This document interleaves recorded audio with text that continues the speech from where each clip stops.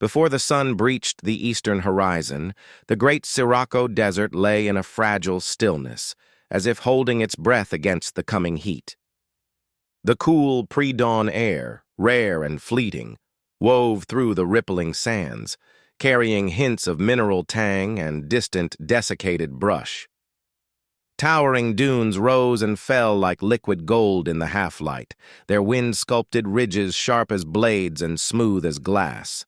Here and there, stunted acacia and tamarisk clung to life in shallow pockets, their twisted forms dark silhouettes against the glowing sky to come. In the shelter of one such dune lived Zephyr, a young Fennec fox whose ears, wide as cupped hands, caught every whisper of the desert's secrets. She emerged from her burrow as a sliver of rosy light kissed the sand, her pale, russet coat almost invisible against the dawn dunes. Zephyr paused to shake the fine grit from her fur, then sniffed the air with delicate nostrils. She tasted the residue of last night's dew, the faint smoke of a distant campfire, and the unmistakable scent of nocturnal beetles stirred by her coming. This hour was Zephyr's domain. She trotted along the burrow network, archways carved beneath the dune's base, pausing to dig briefly at scorpion burrows and flit her long, slender muzzle into insect tunnels. Each morsel she gathered sustained her through the midday furnace that would follow. Above ground, the world lay hushed, but underground, life pulsed briskly.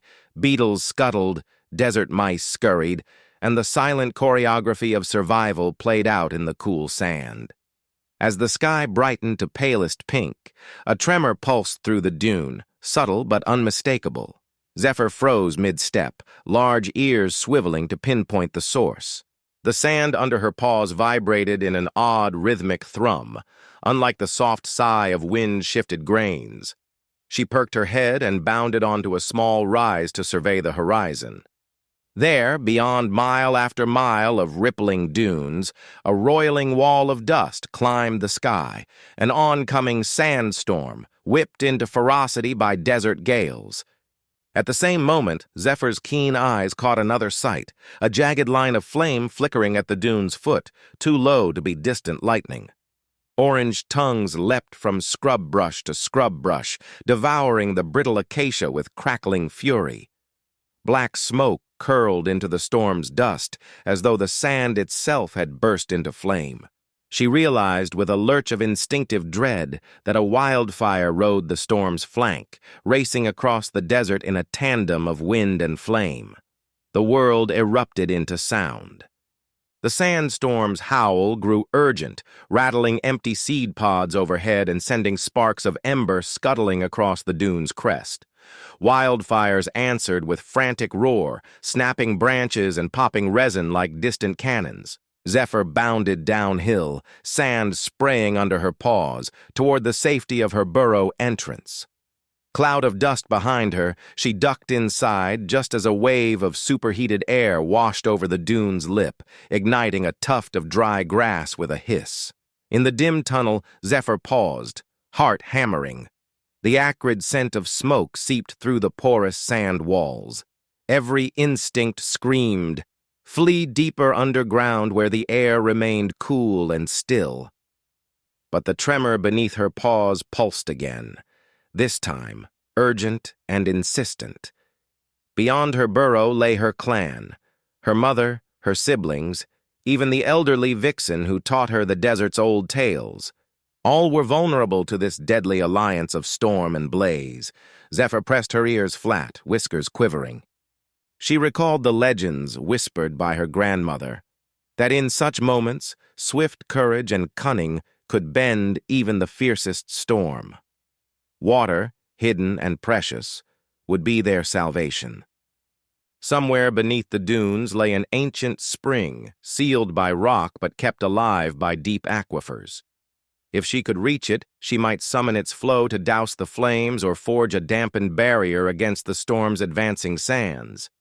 With a decisive flick of her tail, Zephyr turned from her burrow's safety and sprinted back toward the dune slope. Each bound sent shifting clouds of sand behind her. Each breath burned warm in her throat. Above, the desert sky roiled with dust and smoke. Before her, a gauntlet of inferno and whirlwind. Yet in her heart blazed a fiercer flame, the promise of hope for her family and the challenge she must face, alone, against the desert's fiercest fury. Zephyr pressed her flank against the cool sand wall of her burrow as the world above erupted in chaos. Every inhale drew in a sting of smoke that had seeped through pore like grains, carrying with it the tang of charred acacia and ash. The sandstorm's roar grew deafening, sand-driven gale howling like a freight train through the desert. Yet beneath that tumult, a deeper tremor pulsed, a throbbing rhythm of distant fire licking its way across the scrub. Heart-pounding, Zephyr crept forward through the first gallery of tunnels, her oversized ears flattened against the tunnel roof. Flickers of orange light danced through tiny fissures in the sand, as embers hurled by the storm scorched the outer corridors. She paused at a junction where the sand footpath split toward the clan's central chamber. There, the muffled whimpers of her younger siblings drifted through the walls. A fresh wave of heat swept past, and Zephyr felt the dry warmth wrap around her like a suffocating blanket. She skittered closer to the surface to peer out through a narrow air shaft. Above the dune's crest, the wildfire fanned by the gales had become a wall of flame tens of feet high. Sparks rode the marrow of the winds, sending incendiary hailstorm down the slope. The night sky glowed orange and black, turning the dawn horizon into a furnace. Zephyr's whiskers twitched at the memory of her grandmother's tales, how ancient foxes once coaxed water from the desert's hidden springs to turn back conflagrations. Those legends spoke of a secret oasis buried beneath the dunes, a spring fed by an aquifer older than the dunes themselves. If she could reach it, its water might buy time, even hope, for her family. With determination blazing in her amber eyes, Zephyr darted back into the main tunnel. She paused only to press her nose against the earthen floor, sniffing out the faintest trace of moisture hidden beyond the sand's throat. The scent was maddeningly weak, like a promise half remembered. Yet it was enough. Steeling herself against the roaring storm above, Zephyr bounded away from the safety of home and into the searing crucible of sand and fire, ready to follow that faint, precious whisper of water wherever it might lead. Zephyr burst from the sanctuary of her burrow just as the sandstorm's fiercest gusts slammed into the dune's windward face. Grains of scorching sand whipped across her russet coat, stinging her eyes and ears, but she pressed on without hesitation. Each bound down the dune's steep slope sent up clouds of superheated grit, yet Zephyr's paws found purchase in narrow grooves carved by earlier winds. Behind her, the wildfire's roar climbed to a deafening crescendo, flames lapping at the dry scrub and sending embers dancing like sparks from a forge. Halfway across the gully that separated her clan's burrow network from the hidden spring, Zephyr paused beneath a rocky overhang. The air here was cooler, an oasis of relative calm amid the desert's fury. Steam rose where burning sand met shadow, and glowing embers drifted through shafts of dim light, illuminating the cavern entrance. With a trembling breath, Zephyr slipped inside. The sudden change in temperature was almost painful. Her fur, caked with hot sand, pressed against the cavern's damp walls, dropping tiny beads of condensation onto the floor. Within the cavern's hush, Zephyr's sharp ears picked out the gentle gurgle of water. She followed the sound, paws sinking into soft mud that smelled of earth and life. Ahead, half buried beneath tangled roots, lay a small spring pool, its surface so still and clear it seemed to reflect a sky she could not see. Filaments of phosphorescent algae clung to the rocks below, casting an ethereal glow that guided her gaze to a narrow stone channel carved ages ago. Zephyr crouched beside the channel and felt its cool stone under her paws. The outlet was clogged by silt, pebbles, and stray roots, while embers, carried in by the sandstorm, still smoldered at its edges. Each breath reminded her of the dry heat beyond. Each heartbeat urged her onward. With slender claws, she began to dig, flinging wet sand aside and loosening obstructions one by one. Her paws moved in swift, practiced arcs, muscles rippling beneath her coat as she worked against time itself. Sparks hissed as they met damp earth. But Zephyr ignored their threat, focused solely on freeing the channel. Little by little, a slender trickle of water seeped forth, its coolness hissing on contact with the cavern's scorched floor. Zephyr's heart leapt. She redoubled her efforts, clawing along the trench to ensure the flow widened. Within moments, the trickle became a steady stream, pooling at her feet and spilling over the threshold. Zephyr backed away, panting, as the firstborn of the ancient spring began its journey toward the Inferno outside, an unspoken promise that life could still triumph over flame and fury. When the first steady trickle of water seeped from the cavern's outlet, Zephyr felt a surge of hope. She darted forward and, with deft nudges of her snout and careful paw placement, guided the nascent stream into a shallow trough she had scraped in the cavern floor. The ribbon of water glimmered in the dim phosphorescent light, coiling and uncoiling like a silken snake as it spilled onto the sun-scorched sand outside. Night air slammed into her senses, hot, stinging with grit, but Zephyr pressed on. Ahead lay a choking thicket of dry acacia and brittle tamarisk, their roots now glowing embers beneath ragged flames. She bolted across the narrow gully, lungs burning, and began to paw at the sand's surface, widening a serpentine channel that would carry every precious drop toward the Inferno. Each movement was precise. She cleared pebbles that threatened to dam the flow, smoothed the channel walls with broad, flat strokes of her paws, and braced her slender body at key bends to prevent sand from collapsing into the water. Above her, the sandstorm's eye passed directly over the gully, a brief, uncanny calm in the maelstrom's core. The roaring winds faded to a ghostly hush. Zephyr seized the moment, sprinting upwind to pile damp sand around the channel's edges, fashioning a low earthen levee to protect against the storm's return. With practiced swipes, she pressed the moist sand into a tight seal, watching as the first droplets of dew-cooled water trickled over the barrier and into the heart of the blazing thicket. For an instant, the desert held its breath. Then the storm reawakened with a deafening roar. A gale of scorching sand and ember-laden sparks whipped across the channel, threatening to evaporate the fragile stream before it could quench the flames. Zephyr pressed herself flat against the windward bank, using her lithe body as a makeshift shield. Granules of sand pelted her fur, and each breath tasted of smoke and dust, yet she held her ground, inching forward paw by paw to reinforce the levee with her own weight. The water hissed in silver plumes as it touched the thirsty flames, steam coiling like ghostly serpents into the raging wind. Sparks sputtered out in steaming sizzles where they met wet sand. And one by one the tongues of fire retreated, char turning to ash in a cascade of hissing clouds. Zephyr's gambit had paid off.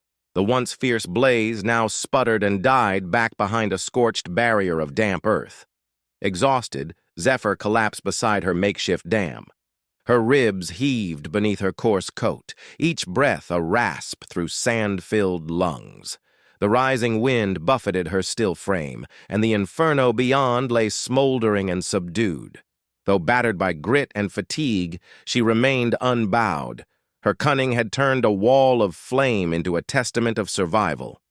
Yet, even as the fire smoldered, the desert above remained a churning furnace of dust and roar, reminding her that the night's trials were not yet fully behind her. Zephyr's victory at the thicket's edge was brief respite. Beyond the charred barrier, the sandstorm still raged, a seething maelstrom of scorching grit and ember-laden wind that threatened to swallow the entire oasis. Zephyr scrambled to her feet, muscles trembling from exertion, as she realized that merely halting the flames would not suffice. She must now tame the storm itself. Glancing back at the smoldering firebreak, Zephyr spotted her next opportunity, a natural saddle in the dune ridge where the wind's ferocity slackened. She beckoned to the narrow channel of water with a determined flick of her tail and darted forward, claws sinking into the damp sand. Each step was a battle against swirling currents that buffeted her flanks and clawed at her eyes. She braced herself at the saddle's lip, ears flattened into her head, and peered into the heart of the storm. Here, the storm's twin threats, sand and smoke, converged in a churning vortex. Zephyr's keen nose pinpointed pockets of relatively calmer air where moisture clung to grains of sand. She sprang into action, using her body as a makeshift dam. She wedged herself at the narrowest point of the saddle and began to dig. With rapid circular strokes of her forepaws, she carved out a shallow trench on the windward side, directing the storm's sand-laden gusts into this protective gully. The wind howled as torrents of sand and ash funneled harmlessly into the depression, the damp channel below quenching embers before they could escape. Next, Zephyr channeled water from the oasis, nudging the stream into a branching network of side channels that fanned out like spokes around her trench. The moist sand at the trench's edge absorbed the flow, solidifying into firm ridges that stood firm against the gale. As the storm's walls crashed against her barrier, each lashing blast of wind splintered into softer eddies, the sand and smoke settling into the damp hollows rather than sweeping unchecked across the desert. For what felt like an eternity, Zephyr labored in the eye of the storm, rain of scalding sand pelting her slender frame, embers fizzing in hissing clouds as they met her watery traps. Inch by inch, she reinforced each dam with fresh wet sand, pressed into place by her paws. The desert wind, redirected by her earthen defenses, lost its fury, its swirl fracturing around Zephyr's dampened fortress. When the first gray light of dawn tinged the eastern sky, the tempest had spent its wrath. The air cleared of scorching sand and choking smoke, revealing a calm desert dawn. Zephyr, coated in wet grit and sweat, surveyed her handiwork, a ring of dampened trenches and ridges encircling the oasis like a living fortress. Exhausted but triumphant, she collapsed atop the tallest berm, ears drooping, heart still racing. She had outwitted the desert's fiercest elements, both flame and storm, and secured a fragile peace for all who depended on this hidden spring. Under a sky brushed with bruised purples and smoky grays, the desert exhaled its first breath of relief. The rage of fire and storm had spent itself, leaving behind a hush so profound it seemed carved into the sand. Zephyr padded from the edge of her makeshift dam toward the spring's pool, each step sinking softly into the damp sand that still clung to her fur. In the dim light, the oasis shimmered like an emerald oasis in a sea of ash-black dunes, its palm fronds quivering with residual moisture. The air, once laden with choking smoke and sand, now tasted of cool dew and the faint mineral tang of groundwater. Zephyr dipped her muzzle into the pool and drank deeply, the cold water sluicing through her throat and easing the fire that lingered in her chest. Each lap sent rings of crystal clarity rippling across the pool's surface, reflecting the cracked sky above and the silhouette of scorched acacia beyond. As she drank, her muscles unkinked, and the tension of the long ordeal drained from her limbs like sand slipping through a narrow finger hole. When she finally lifted her head, droplets traced rivulets down her whiskers and dripped back into the pool with soft, echoing plinks. From the surrounding dunes emerged the night's other survivors. A pair of jerboas hopped tentatively toward the water's edge, noses twitching in shy curiosity. Further back, desert hares padded gingerly into the clearing, their ears wide and alert at every rustle. Even the ancient tortoises, often reluctant in daylight, lumbered forward under the ghostly glow of moonlight, their heavy shells bearing the scars of cracked carapaces and weathered wear. One by one, they gathered around Zephyr's channel, drinking in quiet solidarity, as though sharing an unspoken salute to her bravery. Above them, the wind softened to a gentle susurration, skimming the dunes in lazy loops rather than the savage gusts of hours before. Patches of wet sand glinted dully where Zephyr's trenches had held firm, marking the shape of her battle lines across the dune shoulders. The dunes themselves seemed to bow in respect, their crests carved by wind yet softened by dew, standing like watchers over the scene of triumph. In that stillness, Zephyr felt an unexpected warmth, Not the scorch of flame nor the sting of sand, but the steady heat of unspoken gratitude radiating from every creature present. High overhead, pale stars blinked back to life as the storm clouds drifted eastward. A lone owl, its wings broad and silent, circled once, then alighted on a branch beside the pool.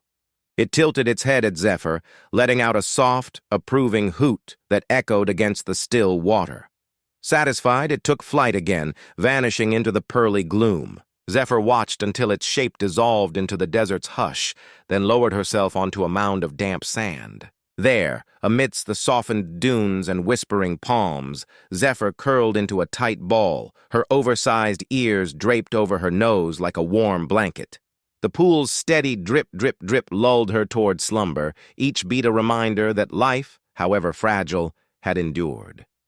As the first faint blush of dawn crept along the horizon, painting the sky in pale apricot, Zephyr closed her eyes. In the calm before the new day, she slept soundly, the guardian of an oasis reborn, and the desert's unexpected hero at rest. When the first blush of dawn crept over the eastern dunes, the great Sirocco desert lay bathed in soft apricot light. Zephyr stirred from her slumber beside the calm pool, her russet fur matted with dew and sand. Around her, the oasis hummed with renewed life. Palm fronds trembled in a gentle breeze, and the clear water reflected the pale sky like liquid glass. She rose on wobbly legs, stretching each slender limb as the cool morning air soothed her weary muscles. Word of her triumph had already spread across the dunes. As Zephyr bounded from the palm grove, she discovered an eager procession of desert creatures waiting at the water's edge. A pair of elderly tortoises, their shells etched with age, nodded solemnly. A host of jerboas hopped in rhythmic salute. Even the shy desert fox kits, her own siblings, peered from behind acacia roots with wide, admiring eyes. Each animal came forward to sip at the spring and brush past her flank in respectful greeting. Beyond the ranks of fauna, Zephyr caught sight of traveling nomads cresting the nearest ridge. Camel caravans winding their way toward the oasis in a slow, undulating line. When they arrived at the pool, eyes widened at the sight of the fox framed by editing dunes and palm fronds. Their chief, a tall woman draped in saffron robes, dismounted and approached Zephyr with cautious reverence. In her hands, she held a clay water flask, which she poured into the spring pool before kneeling and whispering a prayer of thanks. Zephyr dipped her muzzle in acknowledgement, her ears perked in gentle pride. The nomads had suffered the twin scourges of storm and flame on their own travels. They spoke of lost roots, of wells gone dry and sandstorms that swallowed entire camps. Now, seeing the trenches still holding the wind's fury at bay, and the smoldering firebreak beyond, they understood the magnitude of Zephyr's deeds. By mid-morning, the settlement's children gathered around her, offering scraps of dried dates and handfuls of crushed millet in the tradition of honoring desert guardians. Zephyr accepted each gift with a delicate nod, careful not to draw too deeply on their provisions, yet knowing that in their eyes she had become more than a fox. She was a legend come to life. As the sun climbed higher, camels knelt to drink, and cattle were driven from distant pastures to slake their thirst. Traders refilled water skins, pilgrims refreshed their footprints. In the bustle, Zephyr slipped away to the dune's lee side, where the wind's stillness allowed her to catch her breath. There she paused to survey the network of trenches and levees she had carved, an intricate web of life-preserving watercourses glowing dark against the pale sand. Each ripple in the channel told the story of her midnight gambit.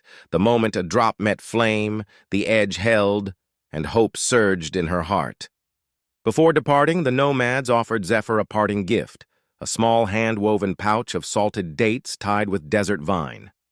They hung it from a low acacia branch beside her burrow entrance, a token both of gratitude and invitation to any who might one day need to follow her path.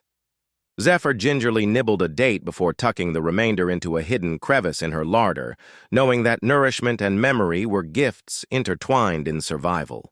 In the days that followed, Zephyr resumed her patrols across the shifting sands, ears attuned for the faintest tremor of menace. Where once the dunes had been indifferent to her kind, now they seemed to whisper her name on each breeze.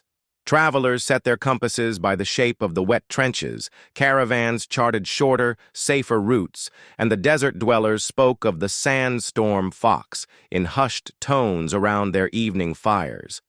Yet for all her renown, Zephyr remained humble. She returned nightly to the oasis spring to ensure its flow remained unbroken, tenderly clearing any drifting sand. She dug fresh side channels after each storm, her paws a constant promise of vigilance.